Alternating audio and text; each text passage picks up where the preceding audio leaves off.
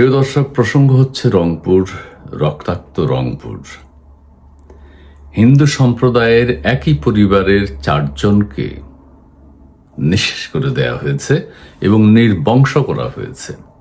প্রশ্ন অনেক যে ইয়াবা সেবনের কথা অন্যরা জেনে যাবে, এই জন্য 4 জনকে হত্যা, এটা কি সম্ভব? এটা কি জঙ্গি হত্যা কিনা সেটা খুঁজে বের করতে হবে। সন্দেহ করা হচ্ছে জঙ্গি হত্যাকাণ্ড, ঠিক আছে। আর হিন্দু সম্প্রদায়ের 2 ছেলে হিন্দু সম্প্রদায়ের 4 জনকে খুন করবে, নির্বংশ করে দেবে। হিন্দুরা হিন্দুদের উপর বাংলাদেশে এত আক্রমণাত্মক হবে না, হয় না, হতে পারে না। যেখানে বাংলাদেশে হিন্দু সম্প্রদায়ের লোকজন নাই, চলে যাচ্ছে, বাংলাদেশ ছেড়ে চলে যাচ্ছে। এই বাংলাদেশ তাদেরও জন্মভূমি, কিন্তু তারা চলে যাচ্ছে। সেই বাংলাদেশে হিন্দু সম্প্রদায়ের মানুষ এত অল্প সংখ্যক, সেই অল্প সংখ্যক হিন্দু মানুষদের মধ্যে একই পরিবারের 4 জনকে হত্যা করবে 2 জন হিন্দু ছেলে। এটা কি সম্ভব? এটা কি তারা করেছে অতীতে কখনো, বা করে? এই ইয়াবা সেবনের দোহাই দিয়ে এটা আড়াল করা হচ্ছে কিনা? সামান্য একটা ঘটনা, ইয়াবা খাচ্ছে, দেখে ফেলেছে, সেই জন্য এই হত্যাকাণ্ড। 4 জনকে হত্যা করলো, কোনো শব্দ হয়নি, তার মানে প্রশিক্ষিত হত্যাকারী, খুনি,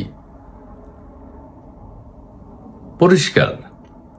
আর আরো হাস্যকর ব্যাপার হচ্ছে যে ওই 2 জন 4টা মানুষকে খুন করে ফেলেছে, তারা বাড়িতে নির্বিঘ্নে ঘুমাচ্ছে।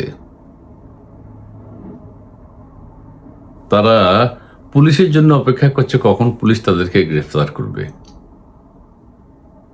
এবং পুলিশ বাহিনী এত সহজে তাদেরকে খুঁজে বের করে ফেলল। এবং কোথায় আছে 2 জনকে নির্বিঘ্নে ধরে নিয়ে গেল। আবার পোশাকের কি একটা, পুলিশের পোশাক ওর গায়ে আসলে কিনা, এটাও একটা সমস্যা দেখা দিয়েছে। আবার পুলিশ বাহিনীর যিনি কথা বলেছেন তিনি আবার কেঁদেছেন। তিনি কাঁদবেন কেন?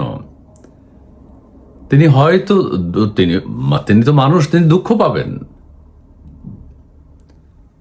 পুলিশ বাহিনীকে কাঁদতে হয় না, কি জন্য আপনি কেঁদেছেন? আপনি কি অন্যদের বেলায় কাঁদেন? আরো অনেক বিভৎস ঘটনা ঘটে,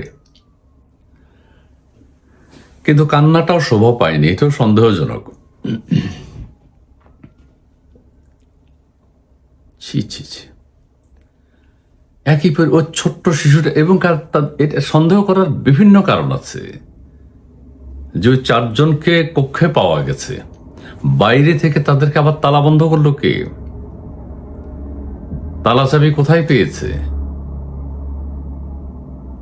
ছাদের উপর দিয়ে, পুলিশ বলছে ছাদের উপর দিয়ে এসে ওখানে ইয়াবা সেবন করেছে ওরা। এইটা মানে দেশের সাধারণ মানুষ এটা মানতে পারছে না। এটা আরো অধিকতর তদন্ত করা প্রয়োজন। কিভাবে 4টা মানুষকে আসবে?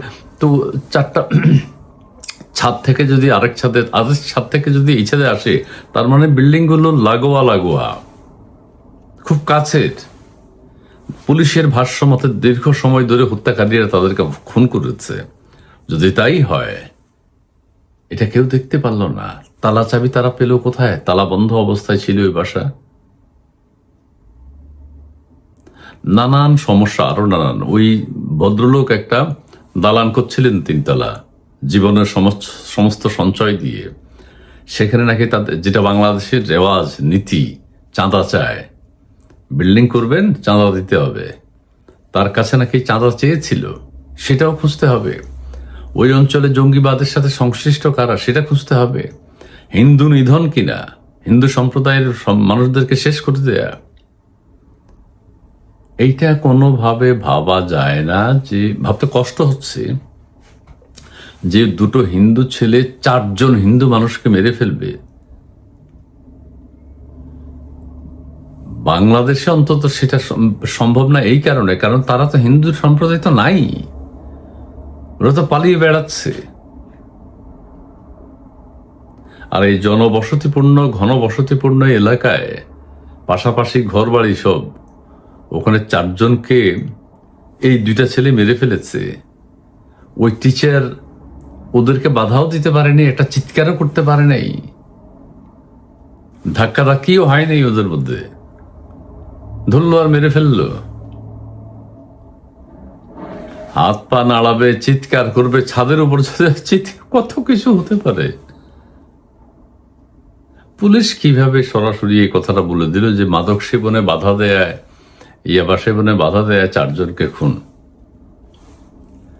না না, এটা ভাবতে হবে, আরো গভীরভাবে ভাবতে হবে। জঙ্গিবাদের উত্থান কিনা, জঙ্গিবাদ, এবং এখন হত্যাকাণ্ডগুলো এরকম যে একটা নির্বংশ একটা ফ্যামিলির 4-5 জন মারা যায়, 3-4 জন মারা যায়, মেরে ফেলে একসাথে। হিন্দুদের উপর এমনিই আক্রোশ আছে অনেকের, জঙ্গিদের হুমকি দেয় সব সময়। কাজেই অধিকতর তদন্ত করে যারা এই হত্যাকাণ্ড ঘটিয়েছে, সঠিক তদন্ত কিভাবে হবে জানি না। এখন যেই নাটক, সবাই বলছেন নাটক, যেই নাটক মঞ্চস্থ হচ্ছে, এই নাটক সরাতে, নাটক, এই অভিনয় কেন, কিভাবে? পুলিশও এত দ্রুত তাদেরকে গ্রেফতার করে ফেললো। ওই দুটো ছেলে গ্রেফতার হওয়ার জন্য বাসায় অবস্থান করছে, এটা কি সম্ভব? 4 জনকে হত্যার পর এরা তার বাড়িতেই থাকবে না, এলাকায় থাকবে না, দেশ ছেড়ে পালাবে। ইয়াবা সেবনের কথা কেউ জেনে যায়, এটা যদি তারা বড় করে দেখতে পারে ওই ছেলেগুলো, তাহলে 4 জনকে মেরে ফেলছে এইটা জানাজানি হলে কেমন হবে? ওই জন্য তারা ঘরে থাকবে। দুঃখজনক, দুঃখজনক, দুঃখজনক। ওকে, ভালো থাকবেন, সুস্থ থাকবেন, ধন্যবাদ।